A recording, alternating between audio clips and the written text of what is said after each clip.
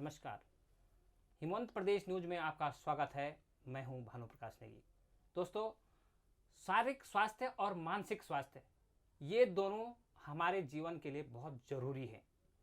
लेकिन होता क्या है कि हम अपने शारीरिक स्वास्थ्य पर तो ध्यान देते हैं, लेकिन मानसिक स्वास्थ्य पर किसी का ध्यान नहीं रहता है। वर्तमान समय में कोरोना काल जब से शुरू हुआ है तब से 95% से ज़्यादा लोग, और इससे भी ज़्यादा प्रतिशत हो सकता है, लेकिन मेरा जो अनुमान है मानसिक स्वास्थ्य से ग्रस्त है। लेकिन उनके पास किसी भी प्रकार का कोई समाधान नहीं है, और जब उनको जो है कोई काउंसलिंग नहीं मिलती है तो अवसाद उनको पैदा हो जाते हैं, तमाम जो तनाव पैदा हो जाते हैं और बहुत सारी परेशानियां उनको हो जाती हैं। उससे वो जो है आत्महत्या के लिए जो है प्रेरित हो जाते हैं। तो इस तरह के जो विकार आज हमारे समाज में पैदा हो रहे हैं, उन विकारों को कैसे दूर किया जाए, इसके लिए आज हम आपके लिए एक खास मेहमान अपने साथ लाए हैं, जो लगातार कोरोना काल से और उससे पहले समय से जो है ये जो मानसिक रोग से ग्रसित रोगी हैं उनके लिए काम कर रहे हैं, और कई लोग इनकी सलाह से ठीक हो चुके हैं। तो उनका नाम है डॉक्टर पवन शर्मा, जो फॉरगिवनेस सोसाइटी फाउंडेशन के संस्थापक हैं। डॉक्टर साहब, आपका स्वागत है। धन्यवाद पवन जी। सर, सबसे पहले तो आपसे ये जानना चाहते हैं कि ये मानसिक स्वास्थ्य क्या है, थोड़ा सा आप इसको परिभाषित कीजिए। जी, मैं आपसे ये बता सकता हूँ कि जो भी कुछ ब्रह्मांड में हो रहा है वो सबसे पहले हमारे मानसिक पटल में ही उत्पन्न होता है। सबसे पहले कोई चीज़ हमारे विचारों में ही आती है, उसके बाद वो भौतिक जीवन में दिखती है। ब्रह्मांड में कोई भी चीज़ की रचना होती है वो सबसे पहले हमारे मनुष्य के विचारों में आती है, सोच में आती है। तो जब हमारे सोच स्वस्थ होते हैं, अच्छी सोच होती है, तो हम कहते हैं हम स्वस्थ हैं।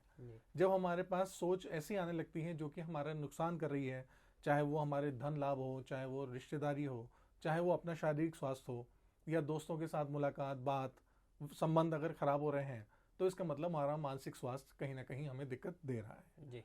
इसको मानसिक स्वास्थ्य कहा गया है। शारीरिक विकार, शारीरिक बीमारी हमें जरूर दिखती है सामने से, कहीं चोट लगी है, कहीं शरीर में कष्ट है, कोई दर्द है, परेशानी है, लेकिन मानसिक स्वास्थ्य के लिए ये होता है कि मानसिक की चीज़ दिखती नहीं है। हाँ, उसके कारण दिखते हैं, उसके जो प्रभाव हैं वो दिखते हैं, बट वो बीमारी नहीं दिखती है। जी। तो जब भी आपके जीवन में कुछ ऊट पटांग या गलत हरकत होने लगे, जो आपका इमोशन गलत कर रही हो, यानी आपको भावनाएं गलत दे रही हो, तो आपको समझ जाना चाहिए कि अब हमें अपने मानसिक स्वास्थ्य पर ध्यान देने की ज़रूरत है। जी डॉक्टर साहब, आज के जो समय में आप जो देख रहे हैं कि इस तरह के जो विकार हैं, इस तरह के जो अवसाद हैं, वो जो है आम बात हो चुकी है जी। लेकिन देखा जाता है कि इनका जो है कोई निदान और कोई ऐसी संस्था नहीं है, या कोई इस तरह का कोई प्लेटफॉर्म नहीं है जहां लोग अपनी इस बात को कह सकें। जी बिल्कुल। तो क्या किए जाने की आवश्यकता है, और उस दिशा में आप क्या काम कर रहे हैं? देखिए, जो मानसिक स्वास्थ्य की बात कहें तो ये अवसाद हो चाहे तनाव हो, ये जब से मनुष्य पैदा हुआ है तब से ही हो रहा है। सिर्फ अंतर ये था कि हमारे पहले घर कंबाइन थे, जॉइंट फैमिली थी, हमारे घर में बड़े बुजुर्ग भी थे जिनका अनुभव होता था, या समाज में ऐसे प्रतिष्ठित लोग होते थे, चाहे वो शिक्षक हों, चाहे वो संस्था के कोई ऐसे पदाधिकारी हों, जैसे गाँव में आप देखते प्रधान होते हैं, सरपंच होते हैं, शहरों में इस तरह के लोग होते हैं। तो उनकी बातों का बड़ा प्रभाव होता था, हर एक आदमी मानता था उनकी बात। तो वहाँ पर एक तरह से उन्हें कह लीजिए कि चीज़ें बिगड़ने से पहले वहाँ पर उसकी काउंसलिंग भी हो जाती थी और उसका तरीका भी हो जाता था। अब आज की तारीख में आपाधापी में इतना ज़्यादा भागदौड़ मची है, न्यूक्लियर फैमिली हो रही हैं, लोग अलग अलग रह करके काम कर रहे हैं, नए बच्चों का बुजुर्गों के साथ कोई भी संभावना साथ नहीं मिल पा रहा है। तो जब साथ नहीं मिल पा रहा तो उनकी जड़ें बड़ी ही कमज़ोर हो रही हैं। पहले हमारे बुजुर्ग हमको छोटी छोटी बातों पर ही समझा देते थे, आज वो चीज़ें नहीं मिल पा रही हैं। तब हम जैसे मानसिक स्वास्थ्य के प्रोफेशनलों को बाहर आना पड़ रहा है। हाँ, जब हम आए हैं तो हमारे साथ भी ये चीज़ होती है कि जब कभी आप देखेंगे किसी को जुकाम है, बुखार है, शरीर की कोई परेशानी है, दुबला है, पतला है, तो आदमी बड़ा शौक से और बड़े गर्व से कभी कहता है मैं जिम जा रहा हूँ, और वो उसकी फ़ोटो भी पोस्ट करेगा, लोगों को बताएगा भी 4 लोगों को मैं जिम जाने लगा हूँ, यानी वो अब शारीरिक स्वास्थ्य पे ध्यान देने की कोशिश कर रहा है। लेकिन जब आती है बात मानसिक स्वास्थ्य की, तो उससे जुड़ा जो कलंक, उससे जुड़ी जो शर्मिंदगी हमारे आसपास है, समाज में व्याप्त है, ये लोगों को रोकती है आगे बढ़ने से। क्योंकि जैसे ही कोई कहता है कि मुझे तनाव है, परेशानी है, हताशा है, मैं किसी प्रोफेशनल की मदद लेना चाहता हूँ, तो लोग उसको ऐसे शक की नज़रों से देखते हैं कि क्या ये आदमी पागल है, क्या इसको दिमागी मानसिक परेशानियाँ हैं, और ये लेबल, ये आइडेंटिटी, ये पहचान उसकी जीवन पर्यंत चलने लगती है। जी। तो इसलिए लोग इससे बचते हैं। और मैं यही कहना चाहूँगा कि ये शारीरिक स्वास्थ्य से ज़्यादा जरूरी है मानसिक स्वास्थ्य, जी। क्योंकि शारीरिक स्वास्थ्य मानसिक स्वास्थ्य का ही एक रूप है। आप मेडिकल साइंस भी ये प्रूव कर चुकी है कि हमारी जितनी भी बीमारियां हैं, ऑलमोस्ट ऑल डिजीजेस कह लीजिए, वो साइकोसोमेटिक है। जी। साइकोसोमेटिक का मतलब ये होता है कि साइको यानी हमारे दिमाग से चालू होती हैं, सोमा यानी हमारे शरीर में वो दिखती हैं। तो जितनी भी हमारे पास बीमारियां आ रही हैं वो ज़्यादा से ज़्यादा, मैक्सिमम से मैक्सिमम सारी की साइकोसोमेटिक यानी हमारे मन से ही, विकार से आती हैं, तब वो शरीर में दिखती हैं। आज उन बीमारियों को खासतौर से मेडिकल साइंस में ऑटो इम्यून डिजीज के नाम से जाना जाता है, जिनका यकीनन कोई भी क्योर यानी इलाज नहीं है, सिर्फ ट्रीटमेंट चलता रहता है। जिस तरह से थायराइड है, जिस तरह से ब्लड प्रेशर, जिस तरह से डायबिटीज़ है, आप देख सकते हैं ये सारी बीमारियां अगर एक बार किसी के शरीर में लगती हैं तो उसकी दवाइयाँ जीवन पर्यंत चलती हैं। और ये रिसर्च ने भी प्रूव कर दिया है कि कैंसर के एडवांस स्टेज पे भी और लास्ट स्टेज तक भी जो लोग बहुत ज़्यादा दिक्कत में रहे हैं, जिनको हताशा लगी कि अब वो शायद जीवन खत्म होने वाला है, जब उन्होंने अपनी जीवन की पद्धति को थोड़ा बदला और वो थोड़ा सा खुश होने लगे, अच्छे से रहने लगे, माहौल में रहने लगे, तो वो कैंसर के सेल उनके शरीर से खत्म होने लग गए। और जब उन्होंने जांच करी तो वो पता चला कि शरीर से कैंसर जैसी चीज़ें खत्म हो गई हैं। तो आपकी मनोस्थिति इतनी ज़्यादा कारगर होती है कि दवाइयों से ज़्यादा आपकी मनोदशा आपके स्वास्थ्य को ही प्रभावित करती है। वैसे डॉक्टर साहब, ये आपने बहुत महत्वपूर्ण जानकारी जी। दर्शकों को तक पहुंचाई है जी। लेकिन इस मानसिक स्वास्थ्य पर इतना काम जो है कभी इसको प्रेफरेंस दी ही नहीं जाती, चाहे जी। आप सरकार के लेवल से हो, जी बिल्कुल, चाहे जो है जो बुद्धिजीवी वर्ग है वो यकीनन, भी जो है इसको जो है इतना प्रेफरेंस आज तक नहीं दे रहा है। यकीनन। तो क्या वजह रहती है और इसको कितना प्रेफरेंस देने की आवश्यकता है? इसमें जी। कितना, जैसे बजट स्वास्थ्य के लिए अलग से जो है राज्य या केंद्र सरकार जारी करती है, तो इसमें जी। इस तरह का भी जो प्रावधान होना चाहिए? सर हमारे लिए तो जरूर कहना है, क्योंकि जिस तरह से शारीरिक स्वास्थ्य को लेकर के बहुत सारे काम करते हैं, अब जागरूकताएं फैलाई जाती हैं, प्रचार होता है, प्रसार होता है, मानसिक स्वास्थ्य को लेकर के उतना ज़्यादा प्रचार प्रसार करने की ज़रूरत है, हर एक को बताने की ज़रूरत है।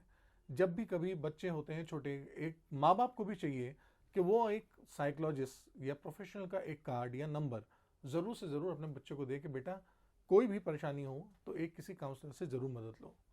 क्योंकि अगर हम ये सोचते हैं कि बच्चों के इश्यूज़ हमसे कम हैं तो हम गलत सोचते हैं, उनके इश्यूज़ हमसे बहुत ज़्यादा हैं, क्योंकि इस समय वो जिज्ञासा के क्षेत्र में है, तो उनके वो इश्यूज़ ज़्यादा होंगे, तो उनको एक प्रोफेशनल हेल्प की ज़रूरत बहुत ज़्यादा है। तो अगर ऐसा सिनेरियो बदल जाए, क्योंकि आज जो भी चीज़ें चल रही हैं वो आप देखते हैं पब्लिसिटी के नाम पे है, और पब्लिसिटी जितनी ज़्यादा होगी अवेयरनेस उतनी ज़्यादा होगी। आज मूवी के माध्यम से भी कई बार आप देखते हैं मानसिक चीज़ों को लेकर के बहुत अच्छी फिल्में बन रही हैं, लोग देख रहे हैं, समझ रहे हैं। और कोरोना आने के बाद तो आज की तारीख में मैं आपसे ये कह सकता हूँ कि लगभग हर एक व्यक्ति मानसिक स्वास्थ्य की ज़रूरत को अब महसूस करने लगा है जी। और उसकी ज़रूरत को अब नकार नहीं सकता है। तो अब ये ज़रूरी है कि इसको हम ज़मीनी स्तर पे काम करना शुरू करें, लोगों तक पहुँचें और उन पर काम करके उनको आगे आने के लिए प्रोत्साहित करें। जी। अच्छा डॉक्टर साहब, इसमें आज की डेट में आप देख रहे हैं कि मानसिक स्वास्थ्य की बात होती है जी, इसके लिए जो है काउंसलर भी कई जगह रखे गए हैं, बिल्कुल, और कई लोगों ने जो है एक अपना दुकान जैसे भी खोल रखी है। जी कह सकते हैं। तो उसका कुछ फायदा लोगों को नहीं मिल पाता है, जी, क्या कहना चाह रहे हैं ऐसे लोगों के लिए आप? सर इसके लिए मैं आपसे ये कह सकता हूँ कि हर कोई प्रोफेशनल है, हर कोई अपनी रोजी रोटी के लिए काम कर रहा है। हाँ, यकीनन मेरी भी कभी बात होती है, साइकोलॉजी के डॉक्टर हैं, उन लोगों से भी बात होती है, तो उनका एक कहना ये भी होता है कि सर हम लोग जब काम कर रहे हैं तो ये फिजिकल डिजीज़ की तरह नहीं है जिस तरह से कि फिजियोलॉजी के डॉक्टर काम करते हैं कि मरीज उनके पास हर सर्दी जुकाम बुखार वायरल फीवर में आता रहे। तो उनका एक तरीका ये हो जाता है कि अगर कोई मरीज आया है तो हमारी पेंशन लग गई है जी। तो अब वो चलता रहे। और यकीनन मानसिक स्वास्थ्य को कह लीजिए आप कभी भी निरोगी हो ही नहीं सकते। जी जी। क्योंकि जिस वक्त भी आप सोचते हैं आपके पास विचार या तो सकारात्मक होगा या नकारात्मक होगा। अगर नकारात्मक है तो आपको वहां पे सुधारने की जरूरत है, और ये तो जीवन पर्यंत की प्रक्रिया है। इसलिए जरूरी है कि हमारे बिलीफ, हमारे वैल्यूज यानी हमारे मूल्य और हमारे जो धारणाएं हैं ये स्ट्रांग हो, ये मजबूत होगी तो हमारी नींव अच्छी होगी, तो यकीनन हमारे पास विचार अच्छे आएंगे। इसके लिए माँ बाप को जागरूक होना जरूरी है, जो अपने बच्चों के लिए काम करें, क्योंकि आज की पीढ़ी जितनी भी जानकारी रखती है वो बहुत जानकारी नहीं है। आज की तारीख में हम जीवन मूल्य के अलावा बाकी सब चीज़ों पे काम कर रहे हैं जी। सिर्फ जीवन के बारे में नहीं। आज हम किसी से भी जीवन मूल्य की बात करते हैं तो उसके हाथ खाली होते हैं, भले ही वो जितना भी पढ़े लिखे हों या कुछ भी हो। तो हम ये चाहते हैं कि जीवन मूल्य की चीज़ें लोगों तक पहुँचे। और जैसा कि आपने कहा है कि अभी तक सरकार नहीं कर रही है, लोग नहीं कर रहे हैं, तो देखिए हम किसी के ऊपर कोई दोष नहीं डाल सकते, पहल करनी होती है। जिसके भी जानकारी में आए पहल करें। इसी कोशिश में हमने शुरू करा है। जब हमने ये देखा कि लोग नहीं कर रहे हैं, सरकार नहीं कर रही है, और हर एक के ऊपर दोष डालने वाली बात नहीं होती है, तो मैंने भी अपनी तरफ से कमर कसी और हमने कहा नहीं, इस क्षेत्र में हमें कुछ करने की बहुत ज़रूरत है।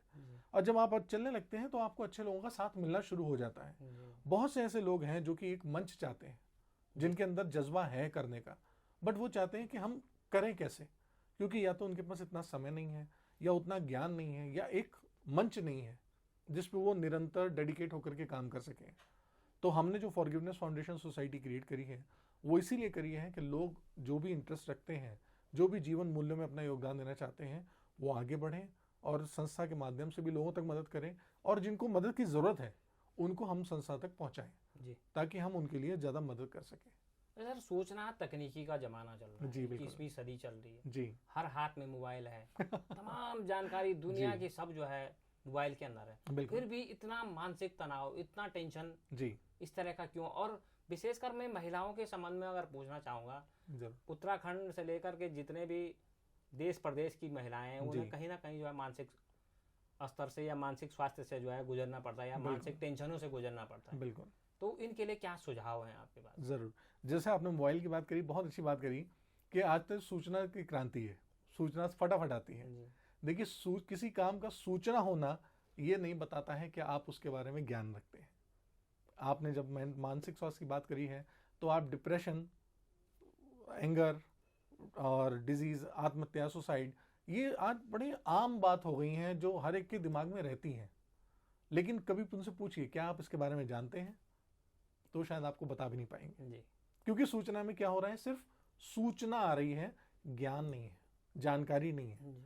हर कोई इस दौर से गुजर रहा है बट उसकी जानकारी नहीं रखता है। तो बेहतर है कि वो सही जानकारी हो, क्योंकि अधूरी जानकारी वाकई में खतरनाक है। जी। वो एक फैशनेबल जैसा।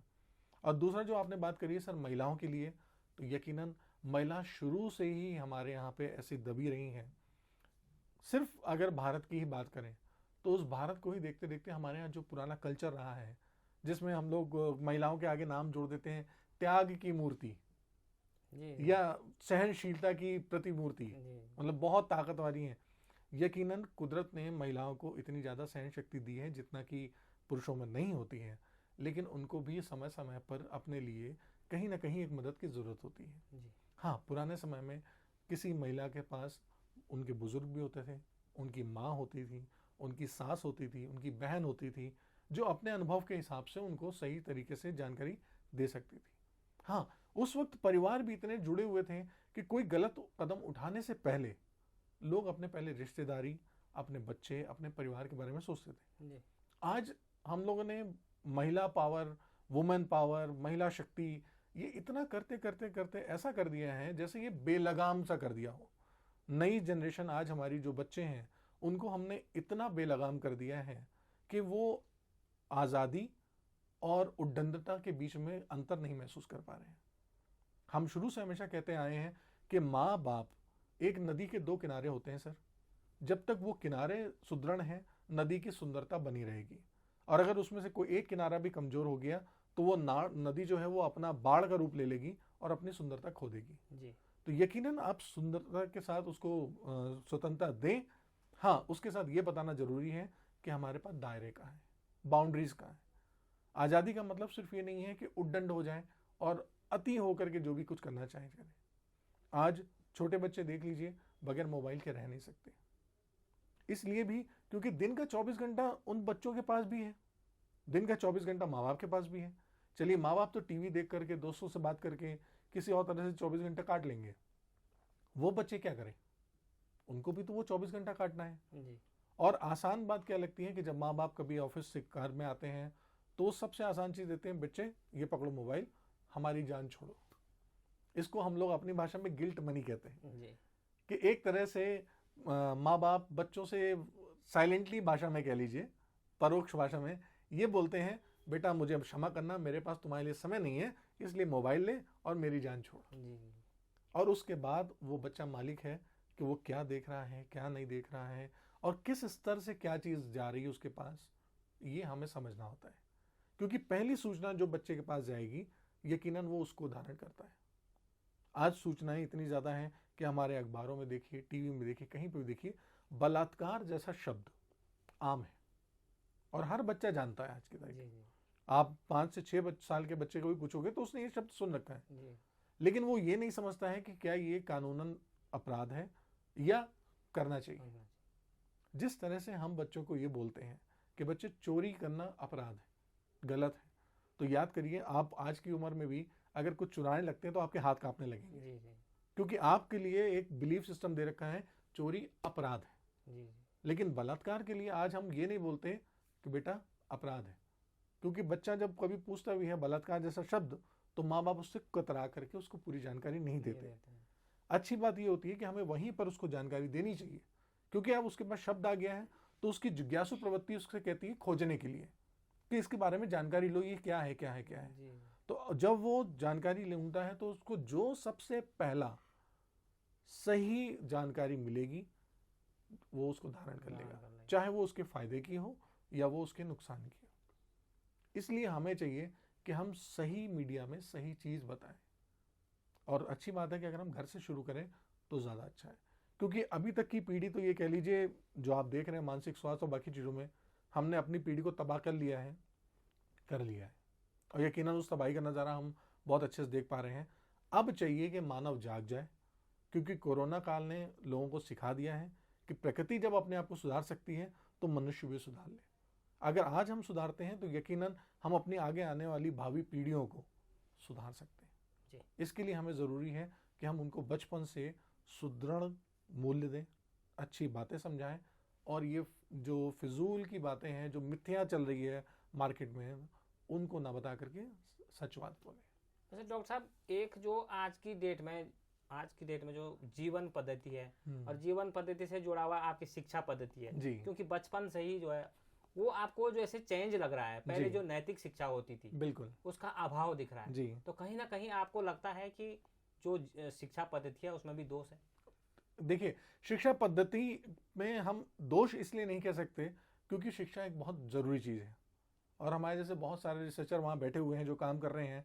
चूँकि हमारा वो क्षेत्र नहीं है तो हम उसको कुछ सही गलत कहना गलत होता है, क्योंकि हम जब तक उसके अंदर जाएं तब बता सकते हैं।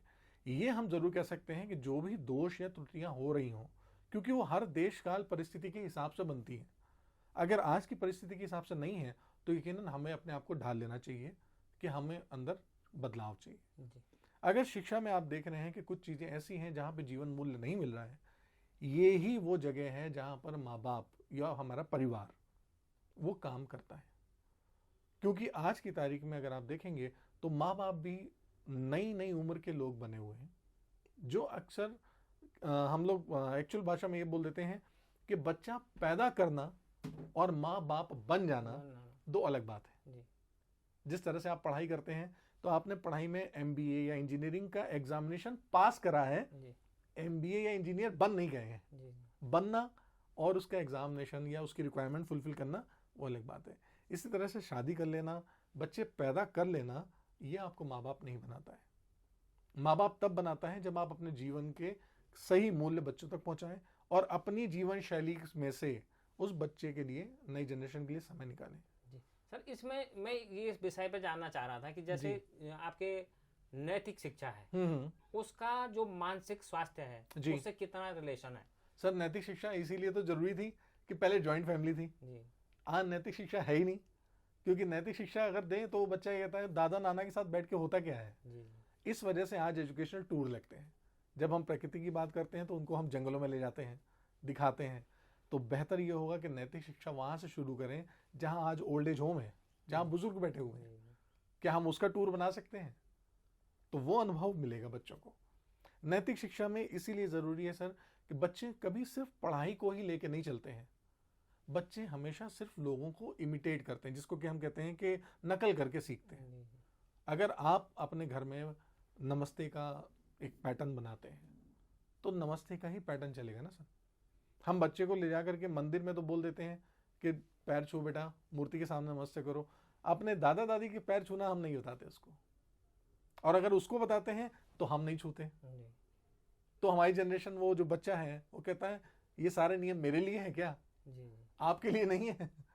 तो वो चाहता है कि अब मैं जल्दी से बड़ा हो जाऊं, क्योंकि आज की सर में जितने भी बच्चे हैं, बाल्यावस्था, किशोरावस्था, युवावस्था आती है, लेकिन आज की तारीख में बाल्यावस्था से बच्चा सीधे वयस्क हो रहा है। उसकी वो किशोरावस्था नहीं मिल पाई, क्योंकि किशोरावस्था में उसने वो चीजें सीखी नहीं। आज का बच्चा सीधे वयस्क हो रहा है। तो हम आपसे यही कहना चाहेंगे कि नैतिक शिक्षा सिर्फ किताबों पे ना जाइए सर, ये प्रैक्टिकल चीजें हैं जो अनुभव करी जाती हैं, जो एक्चुअल में हरकत में हो। जब हमारे आसपास समाज में ये हो रही होंगी तो ये नैतिक शिक्षा की किताबों की जरूरत नहीं पड़ेगी, वो हम वास्तविकता में कर लेंगे। और इसी चीज़ों को लेकर के हम लोग अपने लिए सेशंस करते हैं, उसमें बिलीफ सिस्टम जो पुराने हैं वो ख़त्म करते हैं। अगर ये नैतिक शिक्षा नहीं है सर, तो ये जितने भी आप देख रहे हैं आज की तारीख में नशे से आदियुक्त हैं, जितने भी बच्चे नशे में संलिप्त हैं, जितने बच्चे जो तेज मोटरसाइकिल चलाते हैं, जितने ट्रैफिक के चालान हो रहे हैं, जितने आत्महत्या कर रहे हैं, जितने लोग शादी तोड़ के डिवोर्स कर रहे हैं, जितने लोग अपने माँ बाप को वृद्धाश्रम में भेज रहे हैं, ये उन्हीं शिक्षाओं की कमी की वजह से। अच्छा, अब युवाओं की मैं बात करना चाहता हूँ। जी जरूर। युवा आज बहुत ज़्यादा मानसिक तनाव से गुजर रहा है। जी। इतना था कि वो अपनी मंजिल को पाने के लिए बड़ी बड़ी जो IIT है या तमाम जो प्रतियोगिता परीक्षाएं उनको पास कर लेता है, लेकिन जब उनको पास आउट करने की बात होती है, जी बिल्कुल, उससे पहले वो आत्महत्या कर ले रहा है। बिल्कुल सही। अब इनकी वजह क्या है और ये किस तरह से कम हो समाज में, थोड़ा उसके बारे में आप बताइए। जरूर। देखिए, हर एक बार जब हम लोग को जीवन मूल्य मिलता है, जीवन मिलता है, तो हम लोग को एक पर्पस मिलता है। वो पर्पस हमारे पास क्लियर नहीं होता। सबसे पहले हमारे ये जानना होता है कि हम जीवन में आए क्यों हैं। पर्पस का लॉस होता है। पर्पस के बाद आता है आइडेंटिटी, पहचान, कि हमारी पहचान क्या है। उसके नीचे आते हैं belief, values, then capability, then behaviour. और हम लोग किस पे बात कर रहे होते हैं? व्यवहार पे, बिहेवियर पे, कैपेबिलिटी पे। अब हम कहते हैं कि इंजीनियरिंग कर लो, मेडिकल कर लो, लेकिन किस लिए करना है ये तो बताइए। बच्चे को ये नहीं पता है। बच्चे को ये पता है कंपटीशन पास करना है मुझे, लेकिन वो कंपटीशन पास के करना क्या है?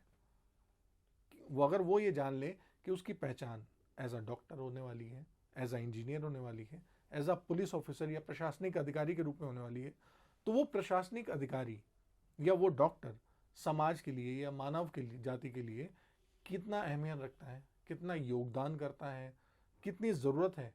अगर ये उसको मूल्य पता चलेंगे तब उसका वो पर्पस क्लियर होगा। क्योंकि आज की तारीख में उसको एक पर्पस बताया जाता है, बेटा ये प्रोफेशन लेना, इसमें कमाई बहुत जल्दी और इसमें कमाई ज़्यादा है।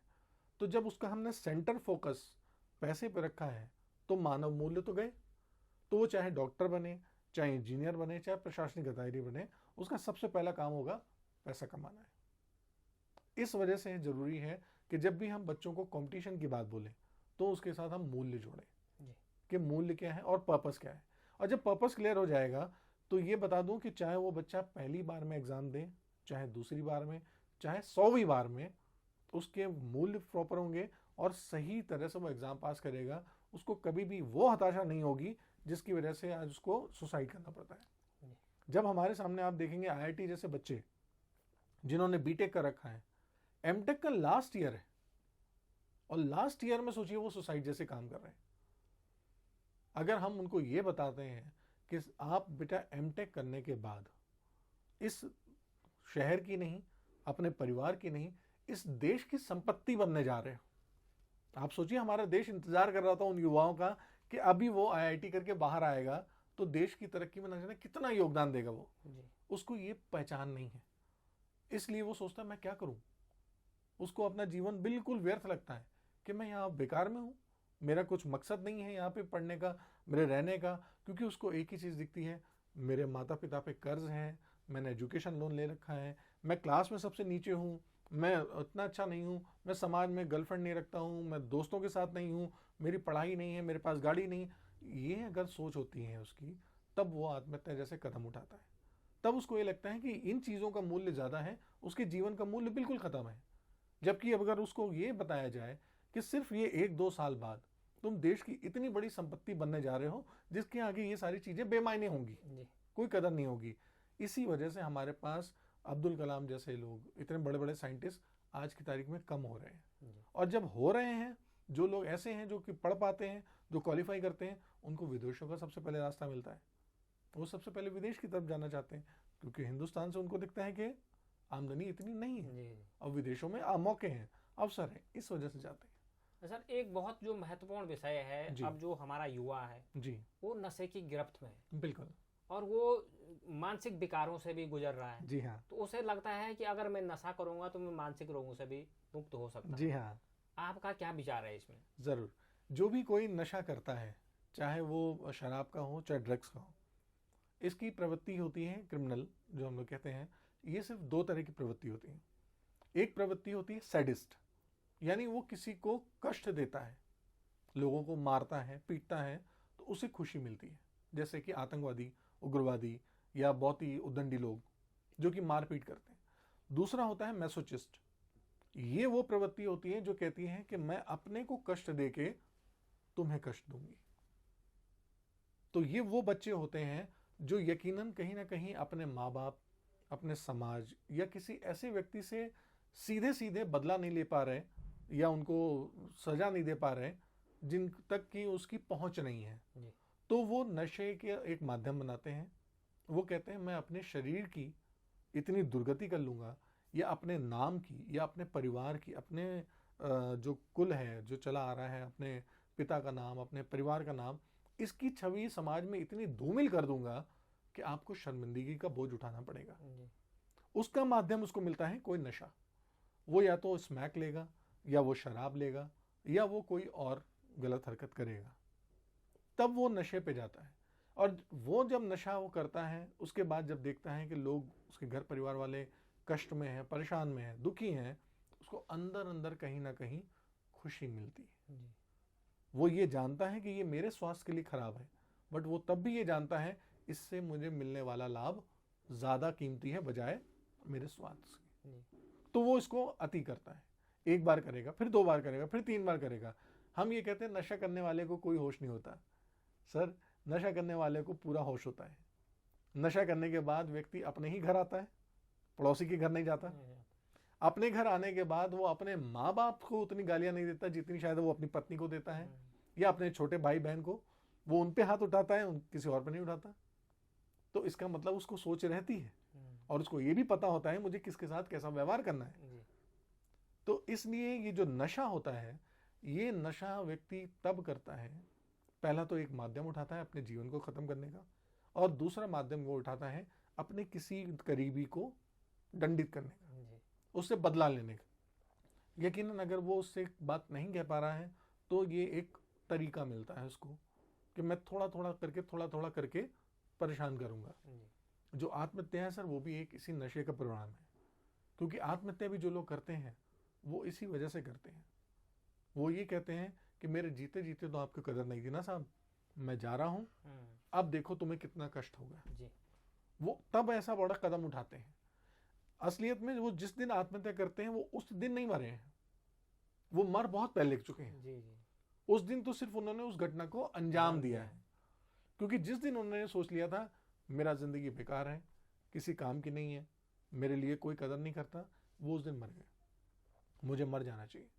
उसके बाद से वो मौका ढूंढते कि मुझे ट्रेन के नीचे आना है, या मुझे जहर खाना है, या मुझे गोली मारनी है, या मुझे ट्रक के आगे आना है, या पानी में डूबना है। फिर वो उसके मौके ढूंढते कि इसको मैं किससे अंजाम दूं। तो जितने भी ये आत्महत्या करने वाले, जितने भी ये नशे वाले लोग हैं, ये आप हमेशा ध्यान रखिए, ये हमेशा किसी न किसी अपने करीबी को सजा देने के लिए ही यह कदम उठाते हैं। और इसका सबसे रोकने का कारण कभी भी नशे के बाद का नहीं है सर, इसको हमेशा पहले रोकेंगे तो ज़्यादा अच्छा है। क्योंकि पहले रोकने का मतलब ये होता है कि जब हम कभी अपने परिवार वाले को, जब कभी अपने परिवार के सदस्यों को थोड़ा सम्मान देते हैं, उनकी अहमियत देते हैं, तो वो खुद समझते हैं कि हाँ मुझे ये हरकत नहीं करनी है। लेकिन जब वो ये समझते हैं कि मेरा परिवार को शर्मिंदगी हो या ना हो, उससे फ़र्क नहीं पड़ता, तब वो इस तरह की हरकतें करते हैं। जी। आप और हम अपने परिवार को सम्मान दिलाने के लिए, गर्व दिलाने के लिए ही अच्छे काम कर रहे होते हैं। जी। हम इन बुरे कामों से पीछे हट रहे होते हैं, क्योंकि हमारे लिए परिवार ज़रूरी है। जी। लेकिन जो मांगते हैं कि उनके लिए परिवार ज़रूरी नहीं है, वो ऐसे रास्तों को पे जाना आसान समझते हैं। तब वो आतंकवाद का भी रूप लेते हैं, तब वो ऐसे गिरोह में जाएंगे, ऐसी हरकतें करेंगे कि ताकि उनसे उनका नाम और उनके परिवार का नाम नीचे हो। जी। डॉक्टर साहब, ये तो आपने इस तरह से जो मानसिक विकार हैं उनकी जी। बात, अब इनको कम कैसे किया जाए? ऐसा तो नहीं हो सकता है कि किसी को मानसिक टेंशन ना हो या बिल्कुल। फिर तनाव ना हो, जी। लेकिन कम कैसे किया जाए? किस तरह से समाज में सुधार लाया जा जी। सके? इसके लिए क्या करने की आवश्यकता है? जी, ये देखिए, सुधार जो आपने बोला, बहुत अच्छी बात बोली कि ये तो आता ही आता है। जी। टेंशन आएगी आएगी, तनाव आएगा ही आएगा, डर लगेगा ही लगेगा, और डिप्रेशन होना आम बात है। आपने अगर बीच में कुछ दिन पहले पढ़ा हो तो हमारे क्रिकेट कप्तान कोहली जी ने भी, जी। विराट कोहली ने भी ये बात बोली, और बड़ी बड़ी हस्तियां इससे गुजरी हैं, चाहे दीपिका पादुकोण हो या और भी बड़े, हाँ, जिस समय अमिताभ बच्चन जी के साथ दिक्कत थी, जी। वो भी डिप्रेशन में थे। जी। तो डिप्रेशन होना एक आम बात है जो हमारे फेस में आती है। इसी तरह से देखिए, जो मानसिक विकार हैं, इनसे अगर बचना है तो सबसे पहली बात होती है कि हमें जीवन के प्रति सकारात्मक रहने वाली बात है। नकारात्मकता जब आती है तो हम कहते हैं नहीं नहीं नहीं नहीं। आप ध्यान रखिए, हमारी मानसिकता में नहीं का कोई भी अस्तित्व नहीं है। जी। नहीं का फॉर्मूला ही नहीं है, जी। ना ही ब्रह्मांड में, ना ही हमारी मानसिकता में।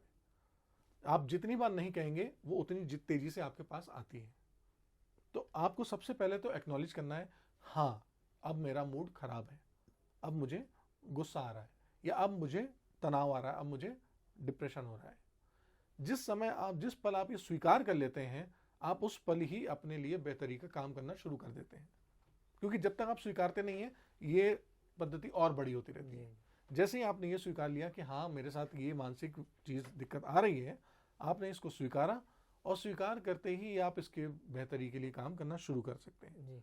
तब आप ये कर सकते हैं, अगर आपके पास गुस्सा आ रहा है तो आप किसी खुश मिजाज चीज़ को देखें, किसी अच्छी चीज़ पे ध्यान लगाएं, और अगर डिप्रेशन में है तो आप किसी उस योजना पे काम करने की कोशिश करें जो आपके लिए बहुत ज़्यादा अच्छी फलदायी है। इसको हम लोग कहते हैं रिवर्स कॉन्ट्रैक्ट, कि आप जैसे ही गुस्से में हैं तो सबसे अच्छी चीज़ के बारे में ध्यान दें, जैसे ही आप डिप्रेशन में हैं तो सबसे ज़्यादा उम्मीद वाली चीज़ के बारे में ध्यान दें, तो वो आपका तुरंत हैक हो जाता है, आपका इमोशन, और आप दूसरी तरफ चले आते हैं। जी। और इसके लिए थोड़ी सी काम होती है कि आप शारीरिक और मानसिक चीज़ों को एक जैसा रखते हैं। जब आप डिप्रेशन में होने लगें, जब आप गुस्से में हों, तो आप यकीनन देखेंगे कि आपके कंधे नीचे झुकेंगे, आपका शरीर नीचे होगा। आपको उसी वक्त चाहिए कि आप उठें और एक टहल लगाएं लंबी सी, और सीना ऊपर करके, और अपनी सांस ज़्यादा लें। आप उसी वक्त अपनी स्टेट बदल देंगे। जी। आप दशा बदल देंगे, आपके विचार बदल जाएंगे। इसी वक्त आपको तुरंत ऐसा कर लेना चाहिए। कभी भी आप फिजियोलॉजी बदल के न्यूरोलॉजी बदल सकते हैं, न्यूरोलॉजी बदल के आप फिजियोलॉजी बदल सकते हैं। जी। डॉक्टर साहब, ये तो आपने बहुत महत्वपूर्ण विषय पर जानकारी दी है। जी। अब मैं उस विषय को जानना चाहता हूँ जिससे कि पूरे दर्शक जानना चाहते हैं। जरूर। आप एक नेचुरोपैथी भी जानते हैं जी। जिससे कि आप जो है, आपको जो दर्शक देख रहे हैं जी। वो जो है तुरंत इस चीज़ का लाभ ले सकें, जो मानसिक तनाव में। बिल्कुल, ये एक बहुत एक चमत्कार कह लीजिए, या एक तरह से बहुत ही वैज्ञानिक तथ्य है जी। कि जो हमारे पास हरकतें हो रही होती हैं, जी। जो भी हमारे साथ हादसा है, जी। तो वो हमारे पास किसी न किसी घटनाओं से होता है। जी। हम उन घटनाओं के स्ट्रक्चर पे ही काम करते हैं। अगर मैं आपसे कहूँ कि किसी घटना की वजह से ही आप उदास महसूस कर रहे हैं, या उसी घटना की वजह से आपको गुस्सा आ रहा है, तो अगर हम उस घटना पे ही काम करके उसको थोड़ा सा स्ट्रक्चर, यानी उसकी रूपरेखा को बदल देंगे, जी। तो यकीनन उससे जुड़ा हुआ इमोशन भी बदल जाएगा। बिल्कुल। तो आपने जो बात कही है, मैं यकीनन इसको करके दिखाना चाहूँगा, क्योंकि हम लोग सब करते हैं। मैं आपके साथ साथ जितने भी लोग हमें देख रहे हैं यहाँ पे, मैं उन सब से अनुभव करूँगा कि आप सबके पास जीवन में कोई ना कोई ऐसी घटना ज़रूर है, अप्रिय घटना, जो कि आपके पास गुस्सा, हताशा, डिप्रेशन, या आपका कह लीजिए मूड खराब कर देती है। अगर आपके पास कोई ऐसी घटना है तो कृपया उस घटना को याद करिए। यकीनन वो आपको याद आ गई होगी। ये घटना आपकी एक मूवी फॉर्म में होगी, यानी चलचित्र के रूप में होगी। जब ये घटना आप देख रहे हैं तो आपको तुरंत आभास होने लगेगा कि आपके इमोशन थोड़े से डाउन जा रहे हैं, आप परेशान हो रहे हैं। अब आप सिर्फ एक काम करें कि महसूस करें कि आपके दूर दीवार पर एक टीवी लगा हुआ है जहां पर यह घटना चल रही है। आप उस घटना को देखना शुरू करें और सिर्फ एक उम्मीद करें कि आपके हाथ में एक रिमोट है उस टीवी का। इस पूरी घटना को देखिए। अगर इस पूरी घटना में आपको रंग दिखाई दे रहे हैं तो अपने उस रिमोट कौन से आप इस कलर को कम कर दीजिए। ये पूरी मूवी आपके लिए अब ब्लैक एंड व्हाइट हो जाएगी। और जब ब्लैक एंड व्हाइट हो रही होगी तो आप देख रहे होंगे कि इसका जो भी प्रभाव है बहुत कम हो रहा होगा। आप कर सकते हैं जरूर। अब आपको महसूस हो रही होगी सारी ब्लैक एंड व्हाइट है। अब आप किसी भी एक सीन पर आप अपने हाथ से रिमोट करते हुए उसको पॉज कर दीजिए। एक फिल्म के उस सीन को उस तस्वीर पे रोक दीजिए। यकीनन अब आपके पास टीवी पे वो चित्र रुक गया होगा। अब आपके हाथ में एक रिमोट में जो बटन है वो जैसे ही आप देखते हो कि टीवी में सिग्नल चला जाता है और काली सफेद बिंदियां वहां पे आने लगती हैं, बस वो बटन दबा दीजिए, सिग्नल लॉस्ट हो गया। अब आपके उस टीवी में काली सफेद बिंदियां आ रही हैं और इस वक्त वो पूरा सफेद हो गई स्क्रीन। अब वहां पर कोई भी सीन नहीं दिख रहा है, ना ही आवाज आ रही है और ना ही कोई भी तस्वीर है। उसी वक्त आप देखेंगे कि टीवी में छोटा सा स्पार्क हो रहा है और वो टीवी पूरा जल रहा है। वो पूरा जलने के बाद राख में कन्वर्ट हो रहा है, राख में बदल गया है। वो पूरी राख नीचे गिर गई है और हवा का झोंका आकर के उस पूरी राख को ले जा रहा है। अब आप देखेंगे उस दीवार पर कोई भी टीवी नहीं है, वो दीवार सादी है। इसी वक्त आप अपने अपने मोबाइल नंबर पूरा बोलिए जोर से, आवाज के साथ। जी हाँ, आपका ही बोलिए, एक बार फिर दोहराइए।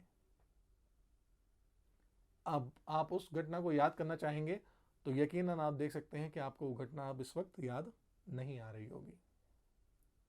यकीनन। धन्यवाद भानु जी। इस तरह से हम लोगों का ये काम होता है कि हमने उस घटना को अगर बदल दिया है तो उससे जुड़ा कोई भी इमोशन होगा वो लॉस्ट हो जाएगा। यकीनन इस वक्त हमारे सारे दर्शक वो घटना को ढूंढने की कोशिश कर रहे होंगे, लेकिन उनके मानसिक पटल पे वो घटना नहीं आ रही होगी। क्योंकि जब हमारे साथ कोई अच्छी घटना घटती है तो उस घटना को हम सेलिब्रेट करते हैं, इंजॉय करते हैं, पार्टी करते हैं, सेलिब्रेशन करते हैं, लोगों को बताते हैं। तो वो घटना जहां से शुरू हुई थी वो अंत तक पहुंच जाती है। लेकिन जब हम किसी से नाराज होते हैं, कोई दुख होता है, कोई घटना होती है, तो या तो हम उस घटना को खत्म करें तब बात हो, या हमें किसी के साथ भड़ास है तो हम बोल दें, या हमें कुछ बुरी लगी है तो हम उसको मार पीट लें, कुछ कर लें। लेकिन वो हम नहीं कर पाते हैं। तो वो घटना अभी हमारे मानसिक पटल पे वहीं अटकी हुई है जब हमारे पास वो दुख वाला माहौल आया था। तो जब भी आप उस घटना को दोबारा से याद करने लगते हैं वो फिर आपको वहीं पे ले जाके छोड़ती है जहां पर आपका वो इमोशन था और आप फिर उस दुखी के मूड में आ जाते हैं। इस वक्त आपने सिर्फ इतना करा है कि उस जो रुकी हुई घटना को था वो अंत में ले जाकर के आपने खत्म कर दिया है। तो अब जब वो घटना खत्म हो गई है तो उससे जुड़े इमोशन भी अब आपके पास खत्म हो गए हैं। ये इतना आसान सी चीज है। इसी तरह से हम लोग रेप विक्टिम लड़कियां, ईव टीजिंग लड़कियां, जो लोग ऐसे हैं जो कि सदमे में है, ट्रॉमा में है, जिनके साथ जीवन में बहुत सारे आघात हुए हैं, कोई घरेलू हिंसा की विक्टिम है, तो उनके साथ भी हम ऐसे ही थेरेपी करते हैं अपने यहाँ पे, जिसमें कि उनको वो पूरी घटना बताने की जरूरत भी नहीं पड़ती है और वो उन घटना से निजात पा लेते हैं।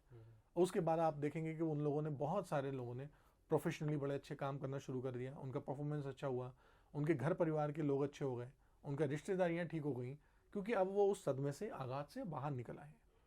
अदरवाइज वो सदमे में ही रह जाते हैं। वैसे डॉक्टर साहब, आपने कोरोना काल में बहुत शानदार काम किया है और 1 साल पहले आपने ये संस्था शुरू करी। जी बिल्कुल धन्यवाद। तो अब जो है आपने आईटीबीपी से लेकर के तमाम सेना के जवानों को भी काउंसलिंग दी जी, है, बीएसएफ आईआईटी के जो है जो छात्रों को भी किया है। तो किस तरह का अनुभव रहा है आपका अभी तक का? जी सर, ये अनुभव तो बहुत ही लाजवाब होता है। ये कह लीजिए कि आप जितने भी मनुष्यों के साथ, मानवों के साथ काम करते हैं, वो अनुभव आपके लिए अद्वितीय होता जाता है हर बार हर बार हर बार। और ये हम लोगों के लिए तो हर बार एक नया सीखने का अनुभव होता है, क्योंकि हर घटना से हम कुछ ना कुछ नया सीख रहे होते हैं। और अब हमारे लिए तो ऐसा होने लगा है कि जीवन का मूल्य बहुत अंतर हो गया है। तो हर एक क्षेत्र में, हर एक चुनौतियों पे अलग अलग लोग हैं। मैं आपसे भी ये बात कहना चाहूँगा कि हर व्यक्ति बाहर अगर आप देखेंगे तो अपने आप में ही एक युद्ध लड़ रहा है। वो उसके परिवार का भी होगा, वो उसके काम काज का भी होगा, वो उसके समाज का भी होगा, वो उसी युद्ध में लगा हुआ है सब। तो ऐसे में तो हमारे लिए सबसे बढ़िया मेहनत मान रहती है कि हम उसकी बात को समझ सकें और उसको कहीं ना कहीं थोड़ा सा दयालुता का भाव दिखा सकें। जी ये उसके लिए मदद करके बहुत काम करेगा। जी। सर, आपका जो फाउंडेशन है वो जी मानसिक रोगियों के लिए बहुत अच्छा काम कर जी रहा है और प्रधानमंत्री ने भी कार्यालय से भी आपके कार्य की सराहना जी की ज़रूर। है। आगे किस तरह की कार्य योजना है आपकी कि ताकि ये काम बृहद हो और जी अधिक से अधिक लोगों को मानसिक स्वास्थ्य मिले? बिल्कुल सर, मैं आपको ये ज़रूर बताना चाहूँगा कि हम लोगों ने भी कोरोना काल में जितना भी काम करा, लोगों को बहुत मदद करी। जिन लोगों के कोरोना से रिकवर होके आए थे उनके परिवारों के साथ मिलकर काउंसलिंग करी और बाहर जो डर का माहौल व्याप्त था उसको भी हमने हटाने में बहुत मदद करी लोगों के लिए। उस ट्रॉमा से लोग बाहर आए हैं। हमने एक सुझाव भेजा था प्रधानमंत्री ऑफिस में ये बताने के लिए कि मानसिक स्वास्थ्य पे हम लोग इस तरह से काम कर रहे हैं और यकीनन जो हमारे साथ पेशेवर जुड़े हुए हैं वो अपनी अपनी जीवन शैली में बहुत व्यस्त हैं जी और हम लोग चाहते हैं कि हम डेडिकेटली पूरा काम कर सकें। और ख़ास तौर से अभी हम लोग उत्तराखंड की बात कर रहे हैं क्योंकि हम लोग उत्तराखंड में हैं। तो अभी हम देहरादून से काम कर पा रहे हैं, बाकी लोगों को टेलीफोनिकली हम मदद कर पा रहे हैं।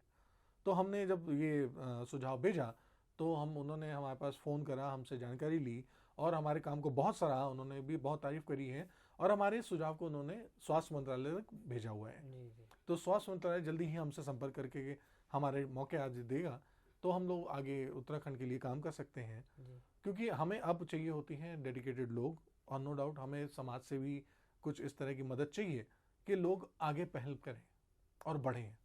तो हम सरकार से भी कहना चाहेंगे और आम लोगों से भी कहना चाहेंगे और इवन कॉरपोरेट लोग जो कि व्यवसाय में हैं, जो चाहते हैं कि मानवों के लिए कुछ मजबूरी की अच्छा करा जाए, तो आज ये मौका है जिसने हमें सिखा दिया है कि हमें जिस क्षेत्र में काम करने की ज़रूरत है वो है हमारा मानसिक स्वास्थ्य, जिसमें हर प्रोफेशनल को भी ज़रूरत है क्योंकि उसका परफॉर्मेंस भी वही चाहिए, एजुकेशन भी, शिक्षा में भी वही चाहिए, रिलेशनशिप में रिश्तेदारी भी यही चाहिए और स्वास्थ्य में भी यही है। तो आज तो हर एक को ज़रूरत है, तो चाहूँगा कि हर कोई आगे आए। हाँ, जो लोग नहीं सीखे हुए हैं उनको हम सिखाएंगे भी और उसको मदद लेकर के हम चाहेंगे कि ये सिलसिला और आगे बढ़े, ज़्यादा से ज़्यादा लोग लाभान्वित हों, ज़्यादा से ज़्यादा लोगों तक फ़ायदा हो। तो सर, अब आप थोड़ा सा अपने दर्शकों के लिए जी बताइए कि जो मानसिक रोग से ग्रस्त हैं जी या जो आपको जो है फॉलो कर रहे हैं, देख रहे हैं, जी उनको जो है आप क्या कहना चाहते हैं? मैं यही कहना चाहूँगा कि पहली बात तो मानसिक स्वास्थ्य आपके शारीरिक स्वास्थ्य जैसा ही जितना आम है, इसको लेकर के आपको जरा सी भी हीन भावना लेने की कोई ज़रूरत नहीं है। जिस तरह से आपको सर्दी जुकाम बुखार होता है और आप तुरंत डॉक्टर के पास या केमिस्ट के पास जाते हैं उससे जुड़ी दवाई लेने के लिए, उसी तरह से मानसिक स्वास्थ्य में अगर आपके पास कुछ गलत विचार आ रहे हैं, कुछ परेशानियां हो रही हैं, तो या तो आप अपने परिवार में किसी बड़े के पास या किसी प्रोफेशनल के पास जा कर के सलाह लें, उनसे मदद लें, उनको अपनी बात बताएं कि मुझे पास ये चुनौतियां आ रही हैं और उनकी मदद के साथ आप अपनी उन चुनौतियों को सामान करने के लिए आसान रखें।